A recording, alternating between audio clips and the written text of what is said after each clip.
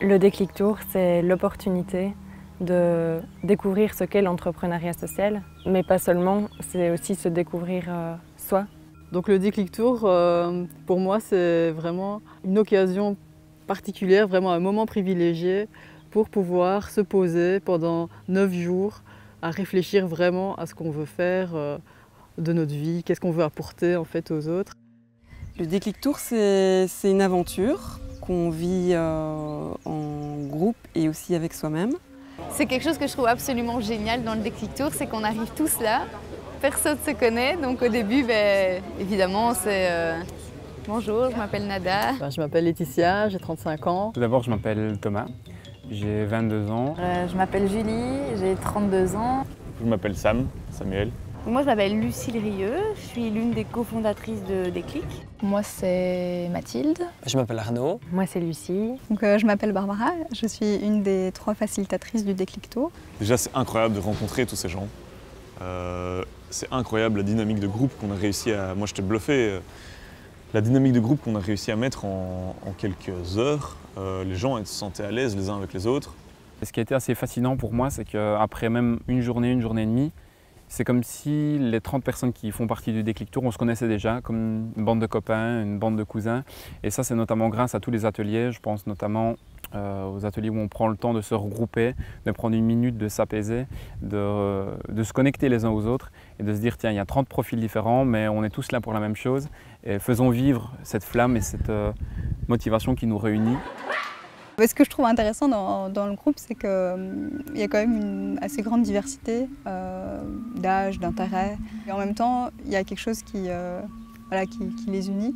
Le fait de lâcher son propre truc et de dire, ok, maintenant je vais bosser sur ton problème et je vais mettre à 100% sur ce que toi, tu as décidé de faire et je vais t'aider sans me préoccuper de ce que moi je veux calquer là-dessus. Ça, c'est vraiment génial. Moi, je suis impressionné par...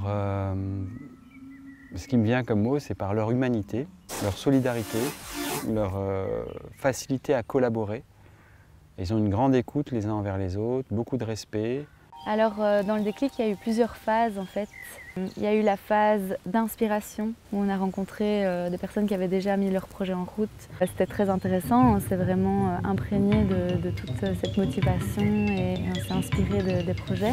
On a été voir des entreprises à finalité sociale dans des secteurs différents comme l'alimentation, le textile. C'était vraiment chouette parce que ces personnes-là ont vraiment parlé avec leur cœur pour expliquer vraiment comment ça se passait. Et ça permettait également de voir tous les différents types de profils possibles pour être un entrepreneur social, ce qui permettait de pouvoir s'identifier plutôt à un type d'entrepreneur qu'à un autre et de voir la manière dont ils géraient les choses, le type de gouvernance par exemple, et aussi la manière dont ils ont démarré leur entreprise sociale. Parce que certains avaient par exemple quitté tout leur boulot pour s'y mettre à fond, mais d'autres ont commencé petits en ayant un boulot sur le côté. Et donc ça montre vraiment qu'il y a moyen de devenir entrepreneur, mais de plein de différentes manières. Et ça, pour moi, ça a été vraiment une découverte en fait. Parce qu'on dit souvent que les convaincus le sont déjà, mais ce qui est vraiment intéressant pour moi, c'est d'aller justement apporter cette notion d'entreprise sociale, de développement durable, tous dans ce monde-là classique capitaliste qui n'a pas spécialement cette ouverture d'esprit. Et donc c'est fort important pour moi justement de développer plusieurs réseaux, qu'ils soient dans l'entreprise sociale ou pas. Une entreprise sociale, elle est là pas pour faire le plus de profit possible, mais avant tout pour répondre à un besoin de société. Et il y a une autre dimension très importante dans les entreprises sociales, c'est la démocratie. C'est-à-dire aujourd'hui, la démocratie s'arrête aux portes de nos entreprises. Or, les entreprises sociales ont cette vocation à être aussi un lieu de délibération citoyenne, un lieu où en fait, parce que les entreprises c'est politique. Les lieux où on travaille, où on produit, ce sont aussi des lieux où il y a des enjeux politiques, des enjeux sociaux.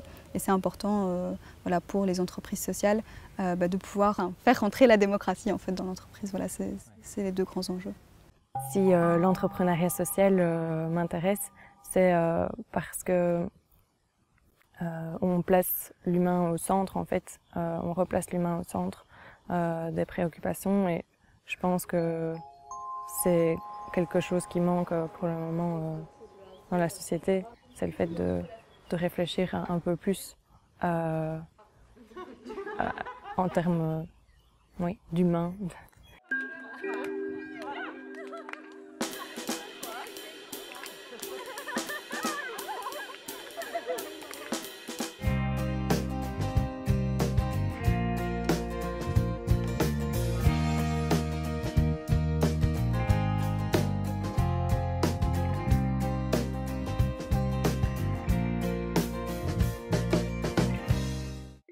La deuxième phase, c'était vraiment l'introspection et donc vraiment se reconnecter à soi-même, voir quelles sont nos valeurs, ce qui nous anime, ce qui nous fait vibrer.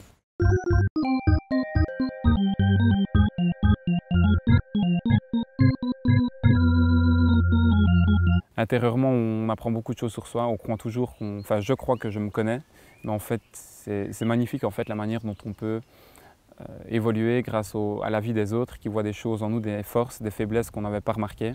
Et justement le déclic tour apporte cette introspection mais aussi nous permet d'évoluer vers un projet. J'ai appris à mettre pas mal de mots sur ce que je voulais, sur ma façon d'être et de travailler. Et le fait d'aplanir tout ça et de prendre le temps, le chemin est super bien fait dans le déclic tour et tout est en train de se mettre en place.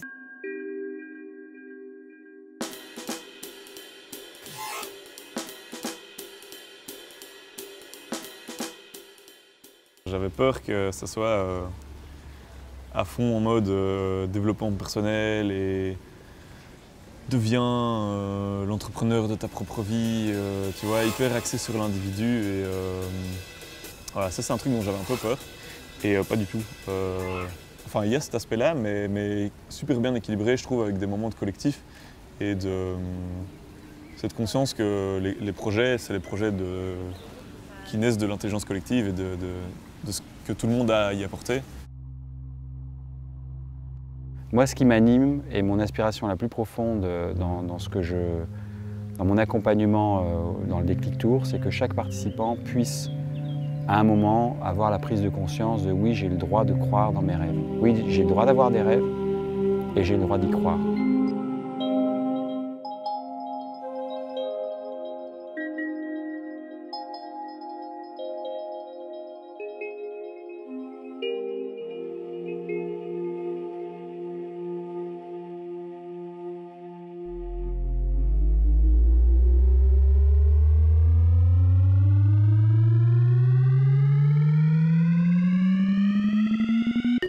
Et puis là, on est vraiment dans la phase ok, j'ai mon idée, j'ai mon projet, comment est-ce que je le mets en place?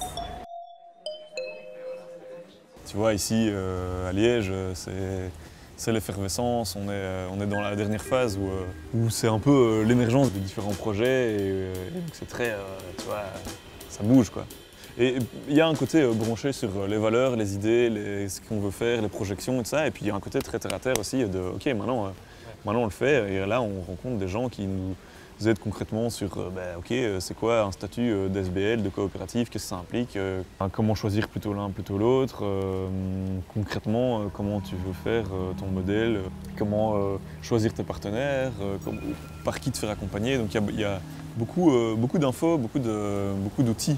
Moi j'ai vraiment cette image-là de tous ces gens-là, c'est pas nous qui faisons naître en eux cette envie de changer les choses, ils l'ont déjà. Et nous on leur donne juste le coup on va dire final qui leur permet de se dire oui je suis capable et allez j'y vais quoi. En fait être aligné et être passionné par ce que je fais et en plus contribuer socialement à une cause, voilà, en fait c'est tout ce dont j'ai besoin et je me lance. Donc c'est vraiment un boost de motivation d'y voir plus clair sur son projet professionnel et de vie du coup. En fait ça paraît peut-être assez simple, mais finalement quand on n'a pas la recherche de profit comme objectif premier, alors on se demande qu'est-ce qu'on fait, pourquoi on le fait. Et donc forcément si on se pose ces questions-là avant tout, quand on entreprend, alors on répond à des besoins qui existent.